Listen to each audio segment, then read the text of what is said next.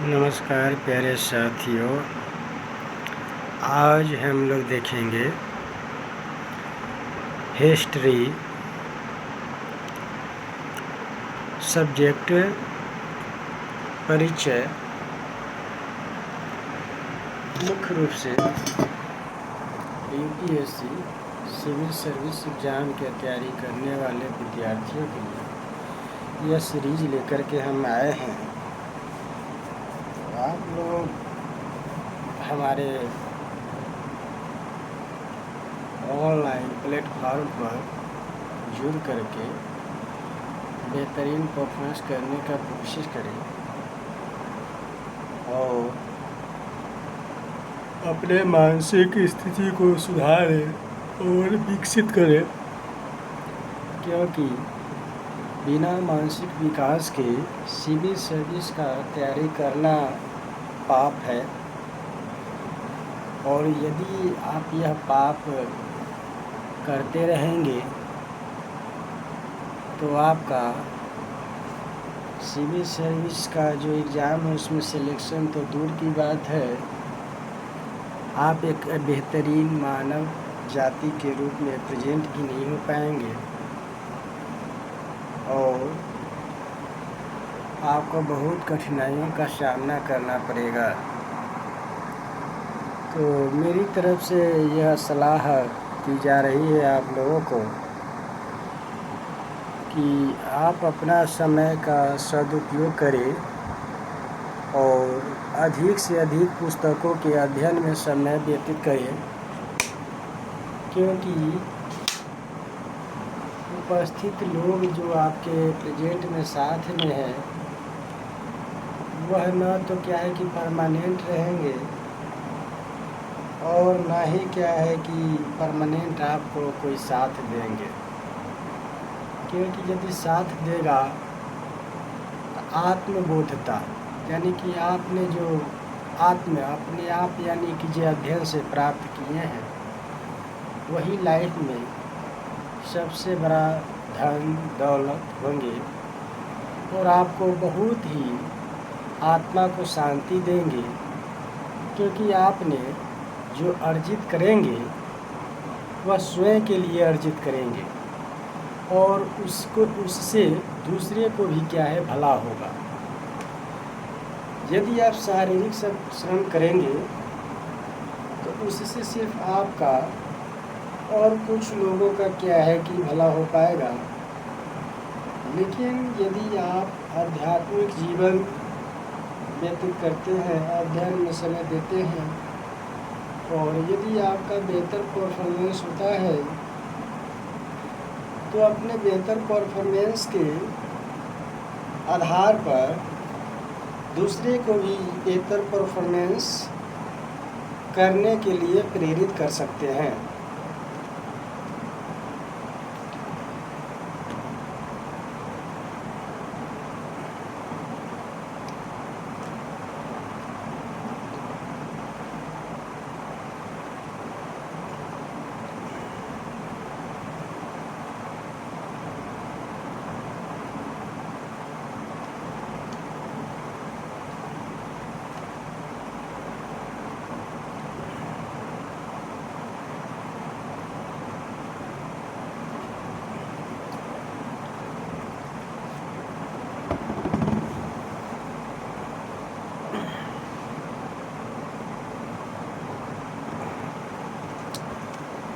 तो प्रिय पाठकों, आप लोग ध्यान दें,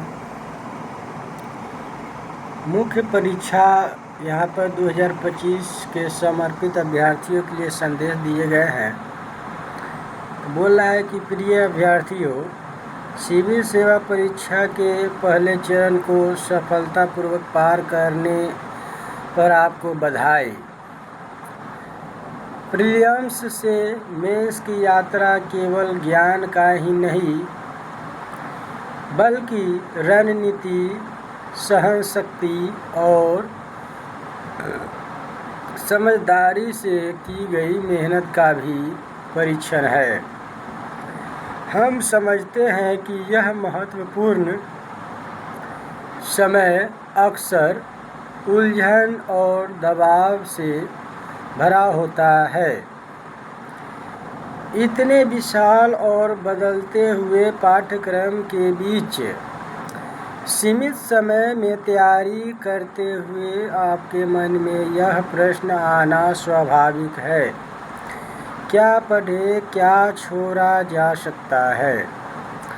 तैयारी को इस तरह कैसे ढालें कि एक वास्तविक प्रतिस्पर्धात्मक बढ़त मिल सके। इन्हीं चुनौतियों की गहरी समझ के साथ हमने मुख्य परीक्षा 2025 के लिए यह इतिहास वैल्यू एडेड में मटेरियल BAM तैयार किया है। यह केवल एक और नोट्स संकलन नहीं है, बल्कि एक रणनीतिक उपकरण है जो GS पेपर 1 के इतिहास खंड की जटिलताओं को पार करने में आपका विश्वसनीय साथी बनेगा। दृष्टिकोण PYQ विश्लेषण के माध्यम से सटीकता और प्रासंगिकता। इन डॉक्यूमेंट की नींव 2013 से 2024 तक UPSC मुख्य परीक्षा में इतिहास से पूछे गए प्रश्नों के सूक्ष्म और वस्तुनिष्ठ विश्लेषण पर आधारित है। हमारा मानना है कि परीक्षा में पूछे गए प्रश्नों का गंभीर अध्ययन करना ही परीक्षक की अपेक्षाओं को समझने का सबसे सटीक तरीका है। इसी कठोर विश्लेषण ने इस कंटेंट के हर पहलू को तैयार करने में मार्गदर्शक की भूमिका निभाई है। यह डॉक्यूमेंट आपकी मुख्य परीक्षा की तैयारी को कैसे सशक्त करेगा? हमारा मुख्य उद्देश्य आपको उच्च अंक प्राप्त करने वाले उत्तर लिखने के लिए आवश्यक कंटेंट और आत्मविश्वास प्रदान करना है। यह वैल्यू एडिशन यानी कि BAM मुख्य 3 प्रमुख लक्ष्यों को पूरा करने के लिए तैयार किया गया है। मुख्य ऐतिहासिक अवधारणाओं को कुशलतापूर्वक रिवाइज करें। यह कंटेंट इस प्रकार तैयार किया गया है कि आप पहले से पढ़ी हुई मुख्य ऐतिहासिक अवधारणाओं, घटनाओं और व्यक्ति की त्वरित और प्रभावी तरीके से रिवाइज कर सके। यह सुनिश्चित करता है कि आपकी बुनियादी समझ मजबूत हो और आप उसे उत्तर लेखन में प्रभावी ढंग से लागू कर सके। उच्च प्रभाव वाला वैल्यू एडिशन प्रदान करना सिर्फ मूल बातों तक सीमित न रहते हुए यह डॉक्यूमेंट प्रत्येक थीम के लिए चयनित और समृद्ध कंटेंट प्रस्तुत करता है। इसमें समालोचनात्मक विश्लेषण, विविध व्याख्याएं, महत्वपूर्ण इतिहास लेखन दृष्टिकोण और प्रमुख उदाहरण शामिल है जो आपके उत्तरों को गहराई और विशिष्टता प्रदान करेंगे। उच्च संभावना वाली थीम्स को शामिल करना। हम यह समझते हैं कि इतिहास एक स्टैटिक विषय होते हुए भी उसमें गहराई और परतें होती है। इसलिए हमने उन प्रमुख थीम्स की पहचान की है और उन्हें व्यापक रूप में से शामिल किया है जो या तो सिलेबस के मूल सिद्धांतों से जुड़ी है या समकालीन शैक्षणिक विमर्श में महत्वपूर्ण मानी जा रही है। आपकी सफलता के प्रति हमारी प्रतिबद्धता। यह डॉक्यूमेंट एक समर्पित प्रयास का परिणाम है जिसका उद्देश्य आपकी तैयारी को सरल बनाना और आपके प्रयास का अधिकतम लाभ सुनिश्चित करना है। लगभग 145 प्रश्नों में यह कंटेंट इतिहास को आपके लिए सहज और स्पष्ट बना देता है। यह जीएस मेंस 2025 के लिए इतिहास के रिवीजन के लिए आपका मुख्य टूल होगा। हमारा मानना है कि एक स्पष्ट रणनीति और यही संसाधनों के साथ आप अपनी कड़ी मेहनत को सफलता में बदल सकते हैं।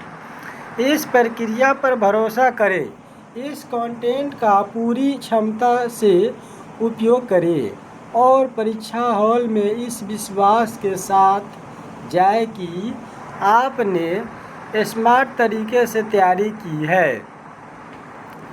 फाउंडेशन कोर्स, सामान्य अध्ययन, प्रारंभिक एवं मुख्य परीक्षा 2026, इनोवेटिव क्लासरूम प्रोग्राम, प्रारंभिक परीक्षा, मुख्य परीक्षा और निबंध के लिए महत्वपूर्ण सभी टॉपिक का विस्तृत कवरेज,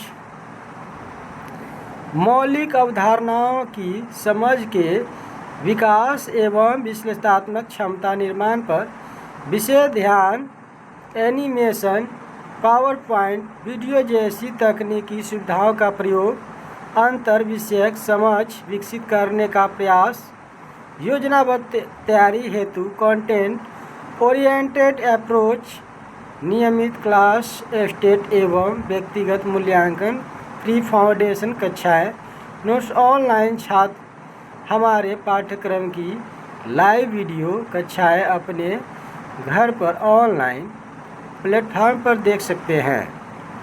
तो ये हो गया मुख्य रूप से जो उपलब्ध कराई जाएगी वो सारे चीज़ बता रहा है। भारत का प्राचीन इतिहास और कला एवं संस्कृति के बारे में हम लोग जानने का कोशिश करेंगे।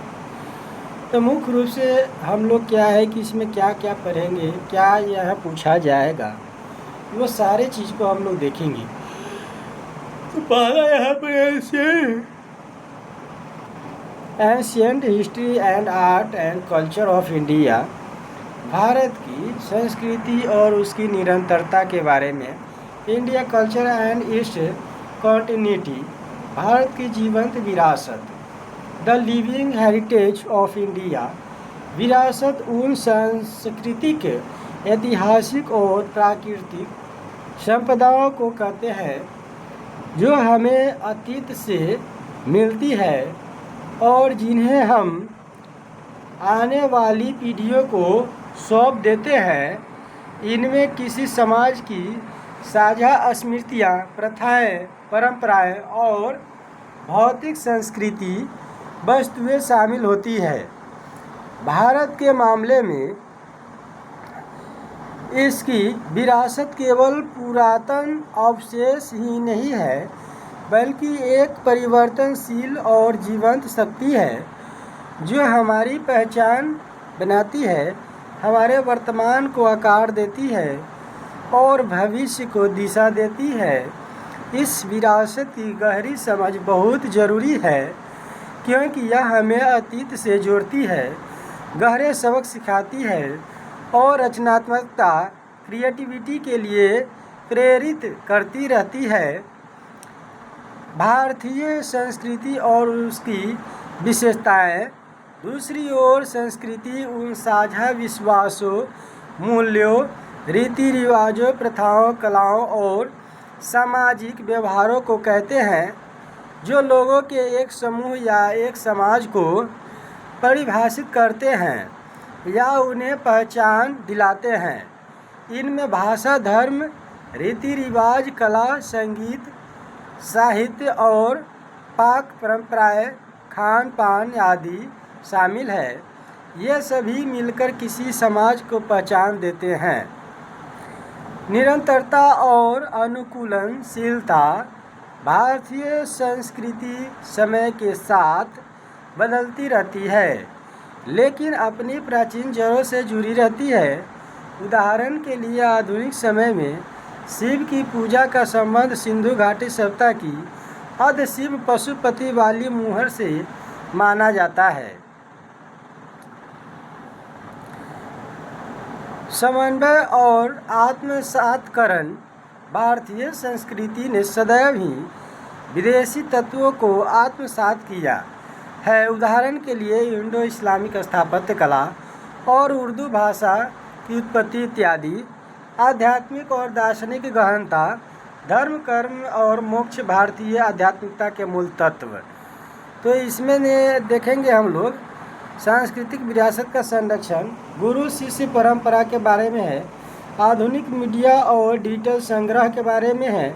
परिवार और समुदाय, सरकार और संस्थागत प्रयास, यानी कि इसमें कह रहा है कि संस्थागत प्रयास सांस्कृतिक विरासत के संरक्षण और उसे बढ़ावा देने वाली संस्थाएं, रीति रिवाजों और मौखिक परंपराओं के माध्यम से चली आ रही सांस्कृतिक प्रथाएं, शास्त्रीय कलाओं का संरक्षण करने वाली गुरु शिष्य परंपराएं, संरक्षण सुनिश्चित करने वाली फिल्में और डिजिटल संग्रह। ठीक है, तो ये सारे चीज़ क्या है कि यहाँ पर कुछ टॉपिक दिए गए हैं इम्पोर्टेंट, यानी कि नोट के रूप में। तो इसको अध्ययन करने का कोशिश करेंगे हम लोग और समझने का कोशिश करेंगे। भारतीय विरासत के यानी कि कुछ तत्व के बारे में। मूर्त विरासत, इनमें स्थापत्य जैसे एलोरा मंदिर, सांची स्तूप मूर्तियाँ जैसे चोलकालीन कांस प्रतिमा, प्राचीन पांडुलिपियाँ शामिल है। अमूर्त विरासत, इनमें गुढ़ दार्शनिक परंपराएं जैसे वेदांत, साहित्यिक परंपराएं जैसे संस्कृत महाकाव्य, संगम साहित्य और जीवंत त्यौहार शामिल है। प्राकृतिक विरासत, जैव विविधता, पवित्र नदियाँ जैसे गंगा, पश्चिमी घाट भारत की विरासत के अभिन्न अंग। ये सारे चीज़ हम लोग देखेंगे और देख रहे हैं। फिर है विविधता में एकता के बारे में जानते हैं हम लोग। भारतीय संस्कृति भाषाई, क्षेत्रीय और सामाजिक विविधता को अपनी एकीकृत सभ्यता के ढांचे में समाहित करती रही है। संक्षेप, हम कह सकते हैं कि भारत की विरासत एक जीवंत धरोहर है जो हमारे दैनिक जीवन से गहराई से जुड़ी हुई है। यह विरासत परंपराओं को सहेजते हुए आधुनिक परिवेश के अनुसार खुद को ढालती रहती है। इतिहास को स्वरूप देने में कला और संस्कृति की भूमिका क्या रही है?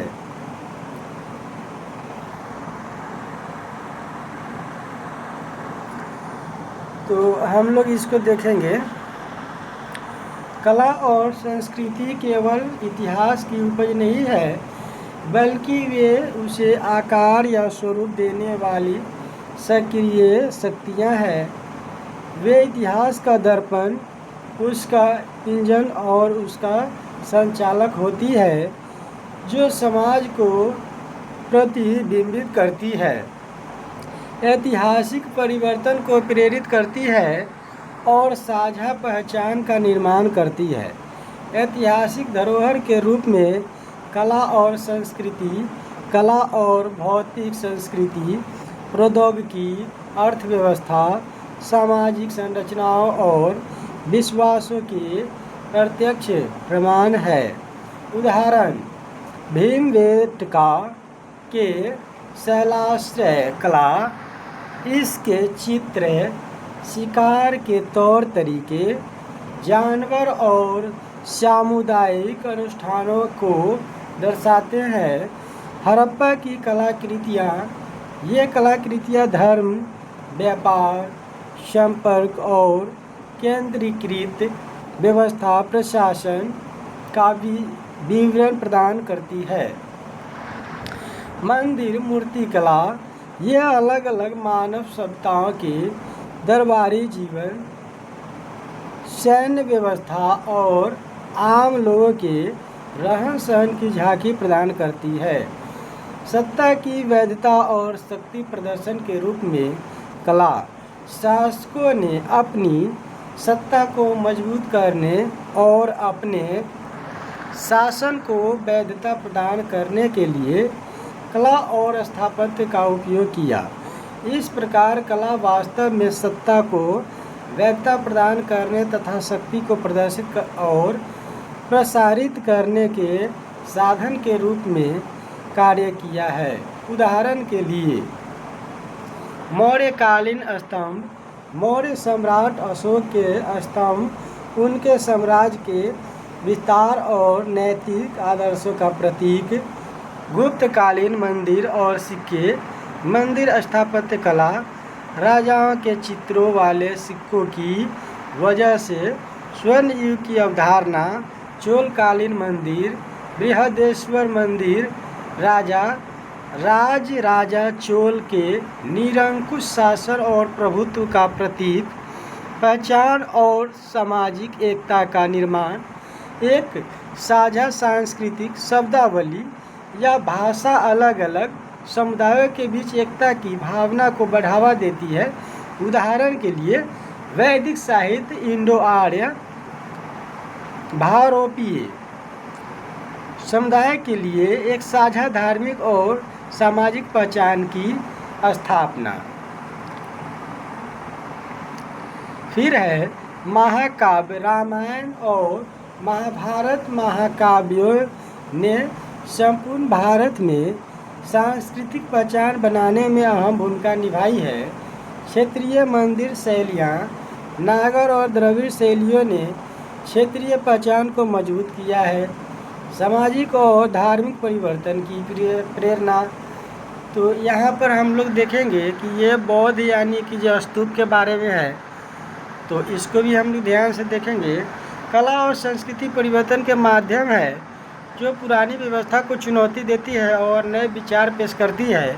नए सामाजिक सांस्कृतिक आंदोलन विशिष्ट कलात्मक अभिव्यक्तियों के माध्यम से पुरानी परंपराओं को चुनौतियाँ देते हैं। उदाहरण के लिए बौद्ध कला स्तूप ने मोक्ष निर्वाण का एक नया मार्ग दिखाया जो सभी के लिए सुलभ था।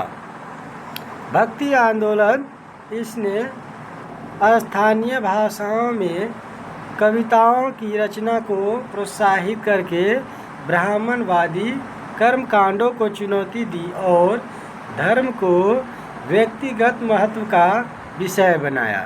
भारतीय कला और संस्कृति पर भूगोल का प्रभाव। तो आज हम लोग प्यारे साथियों इतना ही पर स्टॉप करेंगे। फिर अगले क्लास में हम लोग आगे की जो भी यानी कि अध्याय है उसको अध्ययन करेंगे और समझने का प्रयास करेंगे। तो आज हम लोग इतना ही पे स्टॉप करते हैं। धन्यवाद।